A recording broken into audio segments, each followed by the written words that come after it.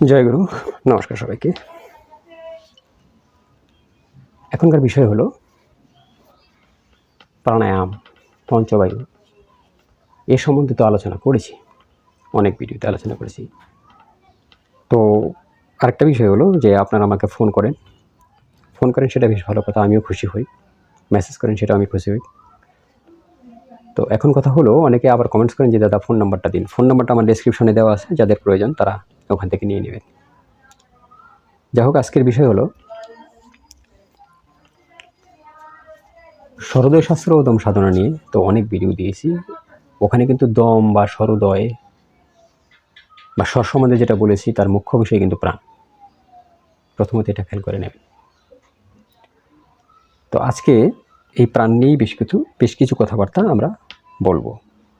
মূল কথা হলো প্রাণ আসলে কি। প্রাণ আসলে কি, তো এখন সেই বিষয় নিয়ে কিছুটা বলার চেষ্টা করব। তো যারা উপনিষদ পড়েছেন, তো উপনিষদে একটা গল্প আছে, যে উপনিষদে গল্পটা হলো যে শরীরে যে পঞ্চ ইন্দ্রিয় আছে, তো ইন্দ্রিয়গুলো একসময় ধর্মঘট করেন। চক্ষু বলে আমি শ্রেষ্ঠ, হাত বলে আমি শ্রেষ্ঠ, পা বলে আমি শ্রেষ্ঠ, এরকম বিভিন্ন অঙ্গ প্রত্যঙ্গ, আমি শর্টকাট বলছি, তারা তাদের শ্রেষ্ঠত্ব নিয়ে দাবি করেন। তো এক এক সময় এক একজন চলে যায়। চোখ যখন বলে তুই শ্রেষ্ঠ, তখন অন্য অঙ্গ প্রত্যঙ্গ বলে যায় তুই চলে যা, দেখি আমরা বাঁচতে পারি কিনা, আমরা থাকতে পারি কিনা। তো চোখ চলে গেলে কি হয়, দেখতে পারে না, বাট স্টিল সে অ্যালাইভ।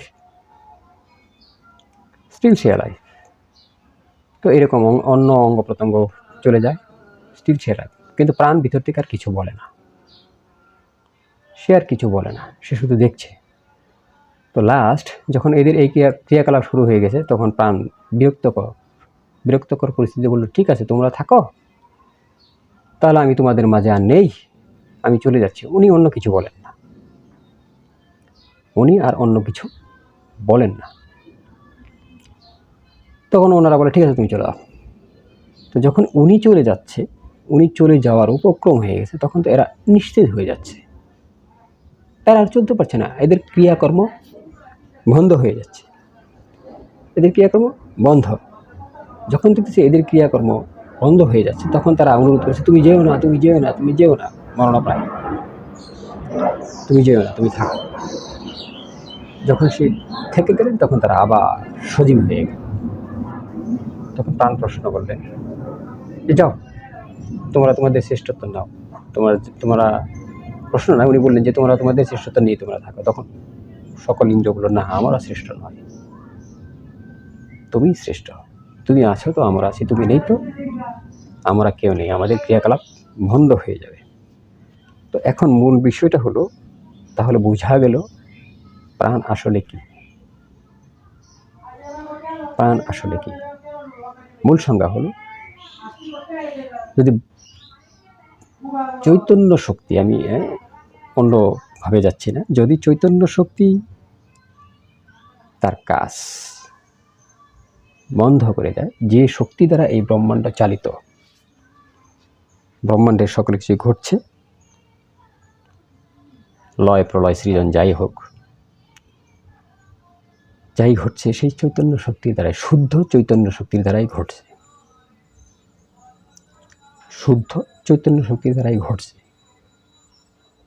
সকল কিছু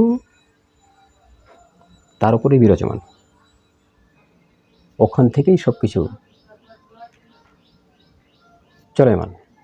চলছে। এই শুদ্ধ চৈতন্য শক্তিটাই হলো প্রাণ। এখন আবার প্রশ্ন করবেন যে এই শুদ্ধ চৈতন্য শক্তিটাই হলো প্রাণ, তাহলে এই শুদ্ধ চৈতন্য শক্তিকে চেনার উপায় কি, কিংবা এই শুদ্ধ চৈতন্য শক্তিটাই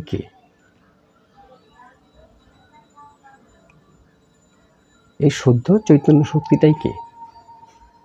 তো দাদা, এই শুদ্ধ চৈতন্য শক্তিটাকে চেনার উপায় তো আমার জানা নেই, জানি না।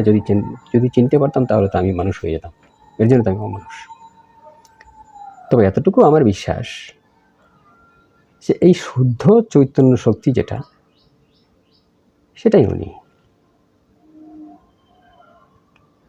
সেটাই উনি। যেহেতু উনি ব্রহ্মাণ্ড চালাচ্ছেন, উনি ব্রহ্মাণ্ডের সকল ক্রিয়াকর্ম করছেন একটা গণিতের মাঝে। ধরেন বর্তমান ভাষায় যদি বলি যে একটা অ্যাপস বানিয়ে দিচ্ছে, সেই অ্যাপসের ভিতরে সব খেলাধুলা আমরা করছি ডিজিটাল ভাষায়। তো উনি যখন বানিয়েছেন, উনি বলছেন যে আমি ব্রহ্মাণ্ডের সব জায়গায় থাকি, আবার কোথাও থাকি না। জটিল প্রশ্ন, জায়গায় ওদিকে যাচ্ছি না। উনি বলছেন যদি উনি না থাকে, আমরা শাস্ত্রগতভাবে জানি যদি উনি না থাকেন তাহলে আমরা মৃত। পরমাত্মা যদি আমাদের সাথে না থাকে, আমাদের পঞ্চশরী মৃত বলে ঘোষণা করা হয়।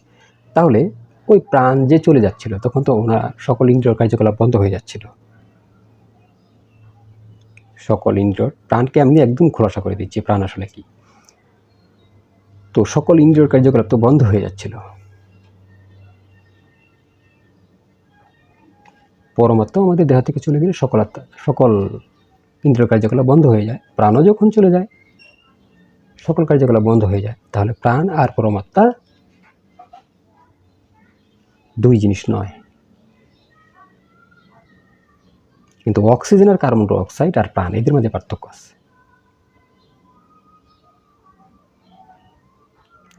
এদের মাঝে পার্থক্য আছে। সেটা কেমন? আচ্ছা, এই দেহে যখন থাকি আমরা, যখন 9 মাস হয়ে যায়, তখন কি আমরা অক্সিজেন নেই? আমার জানা নেই, জানা থাকলে জানাবেন তো। কিভাবে বেঁচে থাকি? কিভাবে বেঁচে থাকি? অক্সিজেন কি নেই? নেই না তো। কারণ আমার সংযোগ থাকে নাভির সাথে। আমি অক্সিজেন নেব কি করে? অক্সিজেন কি নাভি দিয়ে নেওয়া যায়? নেওয়া যায় নাকি নাভি দিয়ে? অক্সিজেন নাসিকা দেয় নাই। পৃথিবীতে যখন আসে তখন সে অক্সিজেন নেয়।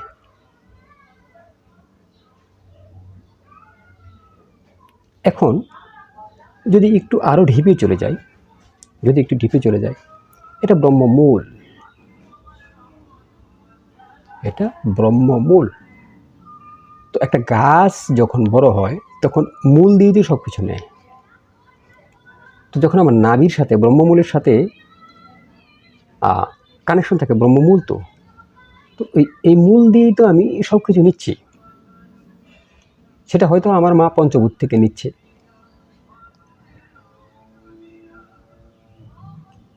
সেটা আমি ব্রহ্মমূল দ্বারা নিচ্ছি। বাট আমি তো নাসিকা দ্বারা অক্সিজেন নিচ্ছি না।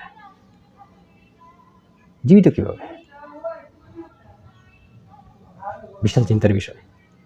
এগুলো নিয়ে ঘষা মাজা করলে, চিন্তা করলে আপনি অন্য স্তরে অন্য রকম ভাবান্বিত হয়ে যাবেন। তাহলে বোঝা গেল প্রাণ এইরকম একটা সূক্ষ্ম বস্তু, যেটা না অক্সিজেন, না কার্বন ডাই অক্সাইড, না পূরক করার সময়, না রেচক করার সময় শ্বাস প্রশ্বাস যেটা হবে, সেটা আমাদের এই প্রাণ না। সেটা সূক্ষ্ম একটা চৈতন্য বস্তু, সূক্ষ্ম একটা চৈতন্য বস্তু। তো এই প্রাণ, যারা দম সাধনা করেন, যারা উচ্চ স্তরের সাধক আছেন, তাদেরও শ্বাস প্রশ্বাস যায় আসে। কিন্তু তার এরকমভাবে শ্বাস প্রশ্বাস নেন এবং ঘুরান, ঠিক আছে, যার কারণে ওনাদের একটা টেকনিক আছে, আর ওনারা একটা টেকনিক অবলম্বন করেন, যার কারণে ওনাদের মানে নিজেকে চেনা জানা স্বরূপ সাধনা, সেটা ওনাদের অনেক সহজ হয়ে যায়। কেন হয়ে যায়? ওনারা এই প্রাণ শক্তিটাকে চেনেন, জানেন, ভালো করে বোঝেন যে আসলে এটা কি। এর সাথে খেলতে পারলে আমি আমার সাথে খেলতে পারবো। এটা নিয়ে ওনারা খেলালীলা করেন। দম সাধনা এটা নিয়ে ওনারা খেলালীলা করেন। তো অক্সিজেনের সাথে খেলেন না, প্রাণের সাথে খেলেন। কারণ প্রাণ তো হলো পরম তত্ত্ব, পরম সত্য, পরম পুরুষ, চৈতন্য শক্তি। চৈতন্য শক্তি, চৈতন্য শক্তি। এখন বিষয়টা হলো, ওই নাসিকাতে যাচ্ছে আর আসছে, আর আমরা ভাবছি অক্সিজেন নিচ্ছি, কার্বন ডাই অক্সাইড ছাড়ছি। না, এরকম না, ও যখন যায়, যাওয়ার পরবর্তীতে বিভিন্ন জায়গায় যখন যায় বিভিন্ন নাম ধারণ করে। এটা নিয়ে আমি ভিডিওতে বলেছি পরবর্তীতে, জাস্ট নামটা ওনার চেঞ্জ হয়ে যায়। তো প্রাণ কী জিনিস আশা করি মোটামুটি বুঝতে পারছেন। ভিডিও অনেক লম্বা হয়ে যাচ্ছে, পরবর্তী কোনো সময় আরও এ নিয়ে বিস্তারিত আলোচনা করার চেষ্টা করব। জয় গুরু, নমস্কার সবাইকে।